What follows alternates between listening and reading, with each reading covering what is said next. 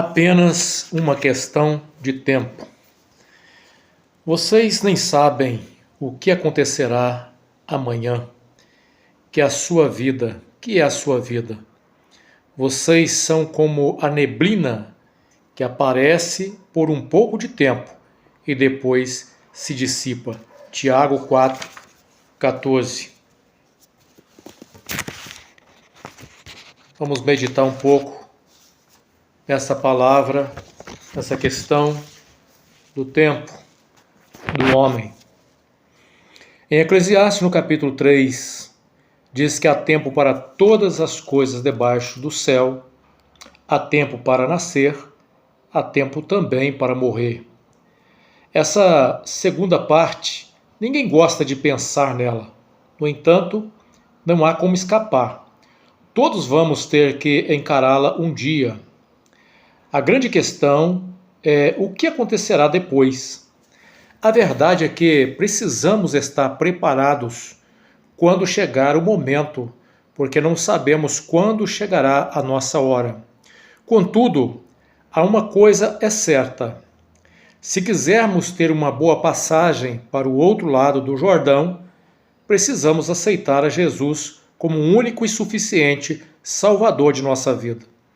Muitos sequer sabem o que significa aceitar a Cristo como o único Salvador. Se perguntar a alguém se ele aceita Jesus, muitos dirão que sim, sem saber o que é realmente aceitar a Jesus. Outros preferem acreditar no destino, uma espécie de fatalismo. Existem aqueles que depositam sua esperança na reencarnação e há aqueles que não creem que um Deus que é amor possa condenar a sua criatura. No entanto, estes jamais perguntam para si mesmos se o que eu acredito não for verdadeiro.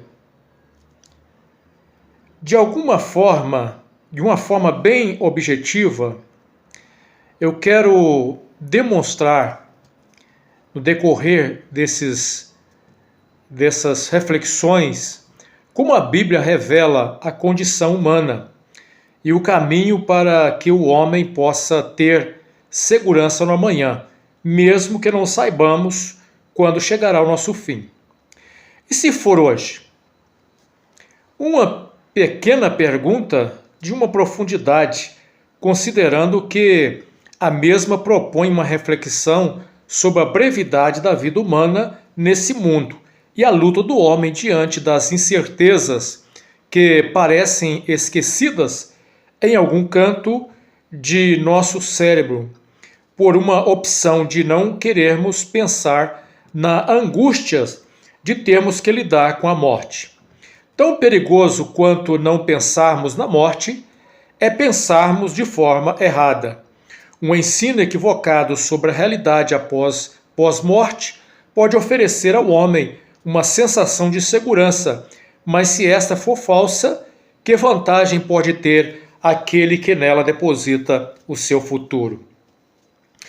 O tempo pertence a Deus. O tempo é inerente à história da existência humana. O texto bíblico afirma que antes da criação o que existia era apenas a eternidade. Para nossa compreensão limitada, é como se na eternidade Deus abrisse um parênteses e dentro desse parênteses um espaço-tempo cronológico. Nesse espaço temporal, o homem se encontra inserido, mas não para sempre. O homem criado do pó, um dia ao pó voltará, e seu espírito retornará para Deus em uma realidade eterna. Sem entrar no aprofundamento nesse aspecto antropológico, é preciso dizer que a forma com que o homem compreende a sua realidade vai influenciar na sua forma de enxergar e viver a vida. Os gregos compreendiam o homem como uma alma aprisionada em um corpo. A Bíblia, por sua vez, nos apresenta o homem tripartite, ou seja, formado de corpo, alma e espírito, como podemos ver em 1 Tessalonicenses capítulo 5, versículo 23. O homem, portanto, precisa viver de tal forma a alimentar-se num todo, abre aspas, que o próprio Deus de paz os santifique inteiramente, que todo o espírito, a alma e o corpo de vocês sejam preservados irrepreensíveis na vinda de nosso Senhor Jesus Cristo. 1 Tessalonicenses, capítulo 5, versículo 23. Devemos viver com uma expectativa do encontro com Deus. O grande problema é que não sabemos quando Cristo virá e nem quando partiremos ao seu encontro desta vida. Este é o grande problema. Estamos diante de um tempo que desconhecemos, pois pertence a Deus. Abre aspas. Há o tempo. Quantas vezes o sentimos escorrer entre os dedos das mãos? Quantas vezes gostaríamos que ele passasse mais depressa ou que nunca passasse? Quantas vezes sentimos vontade de aprisioná-lo para eternizar um único momento, mas a experiência do tempo é algo que nos acompanha ao revés do nosso desejo. Fecha aspas. Marcela Bianco Alice. Eclesiastes 3, 1, que diz: tudo tem seu tempo determinado. Há tempo para todo propósito debaixo do céu. Tudo tem seu tempo determinado por Deus, e a grande angústia é não saber quando as coisas acontecerão. Há tempo para nascer e tempo para morrer. Moisés, conhecendo a limitação humana, faz sua oração no Salmo 90, verso 12, que diz assim, abre aspas, ensina-nos a contar os nossos dias de tal maneira que alcancemos corações sábios, fecha aspas. Esse versículo nos lembra da importância de usar nosso tempo sabiamente, dedicando o tempo suficiente para Deus e para as coisas que realmente importam. Em seu salmo, Moisés expressa, abre aspas, antes que os montes nascessem, ou que tu formasse a terra e o mundo, mesmo de eternidade a eternidade, tu és Deus, fecha aspas. Ele se dirige consciente de um Deus criador que é eterno. De eternidade a eternidade parece apontar para um espaço temporal da criação e que Deus é antes da sua criação e será depois dela. Davi tem a consciência de que o seu futuro pertence a Deus e em sua oração no Salmo 31 ele coloca a sua vida sob a proteção de Deus. Não é suficiente saber que a nossa vida terrena terá um fim, mas é importante saber que esta vida é breve. Na verdade, todos sabemos, mas não acostumamos pensar no assunto. Isso pode ser angustiante. Mas alguns preferem viver a vida como a música Deixa a Vida Me Levar, de Zeca Pagodinho, ou com a letra da música Epitáfio, O Acaso Vai Me Proteger Enquanto Eu Andar Distraído, dos Titãs. Na verdade, o homem precisa entender que o acaso não vai o proteger se andar distraído e nem viver a vida impulsionado por um suposto destino. O homem deve entender que, embora nessa vida a nossa vida esteja nas mãos de Deus, temos nossas responsabilidades diante das escolhas que fazemos. Devemos viver bem no pouco tempo que temos nessa vida. Davi, em seu Salmo 144, refere-se à vida do homem como um sopro. Abre aspas. O homem é como um sopro, seus dias são como a sombra passageira. Fecha aspas, Salmo 144, versículo 4. Foi assim também que Jó compreendia sua breve existência terrena. Abre aspas. Lembra-te, ó Deus, de que a minha vida não passa de um sopro, meus olhos jamais tornarão a ver a felicidade. Fecha aspas, Jó, capítulo 7, versículo 7.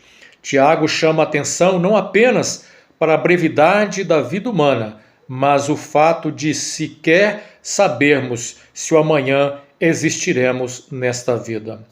Você nem sabe o que acontecerá amanhã, que é a sua vida. Vocês são como a neblina que aparece por um pouco de tempo e depois dissipa. Tiago 4,14. De acordo com Moisés, nossa vida é como um conto ligeiro. Quando assustamos, já estamos velhos. Abre aspas. Pois todos os nossos dias vão passando numa indignação.